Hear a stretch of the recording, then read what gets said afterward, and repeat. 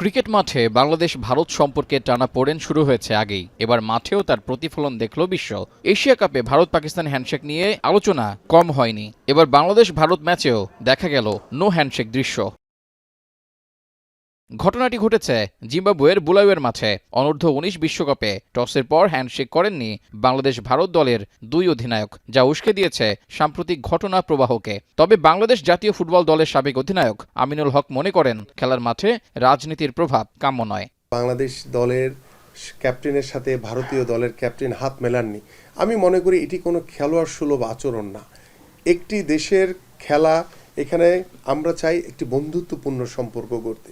সেখানে ভারতের মতো এত উন্নতশীল একটি দেশ, পার্শ্ববর্তী দেশ, যাকে আমরা বন্ধুত্বপূর্ণ একটি সম্পর্কের ভিতরে আমরা তাদের সাথে একটি সম্পর্ক বিল্ড আপ করতে চাই, সেইখানে আমাদের খেলাকে কেন্দ্র করে রাষ্ট্রীয়ভাবে রাজনীতিকে টেনে এনে বা আমাদের যে মোস্তাফিজের যে ইস্যুটা রয়েছে সেই ইস্যুটাকে টেনে এনে, কিংবা আমাদের বাংলাদেশ দলের যে আগামীর যে বিশ্বকাপ ক্রিকেট খেলাকে কেন্দ্র করে যে একটি উদ্ভট পরিস্থিতি তৈরি হয়েছে, সেটিকে কেন্দ্র করে যদি এই ধরনের আচরণ করে, তা আমি মনে করি এটি কোনো খেলোয়াড় সুলভ আচরণ নয়। ক্রিকেটারদের নিয়ে বোর্ড পরিচালকের করা মন্তব্যের বিষয়েও কথা বলেছেন আমিনুল। জানিয়েছেন, দায়িত্বশীলদের আরও সতর্কতা অবলম্বন করে কথা বলা উচিত। খেলোয়াড়রা মাঠে থাকবে, খেলা চলবে, খেলা যাতে কখনো বন্ধ না হয়। আমাদের যদি কোথাও এই ক্রিকেট বোর্ডের কারোর সাথে যদি কোনো কথার দূরত্ব থাকে, সেটা আমরা খেলার মাঠের বাইরে বসে আলোচনা করে আমরা সেটা সমাধান করব।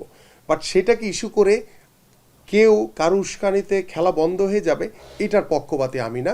দীর্ঘদিন ক্রিকেটের বাইরে থাকা সাবেক পেসার কাজী অনিক ইসলামের পাশে দাঁড়িয়েছেন আমিনুল হক। ইনজুরি সারিয়ে আবারও ক্রিকেটে ফিরতে তাকে পূর্ণ সমর্থন দেওয়ারও আশ্বাস দিয়েছেন সাবেক এই তারকা ফুটবলার। রেজাউল করিম, এখন, ঢাকা।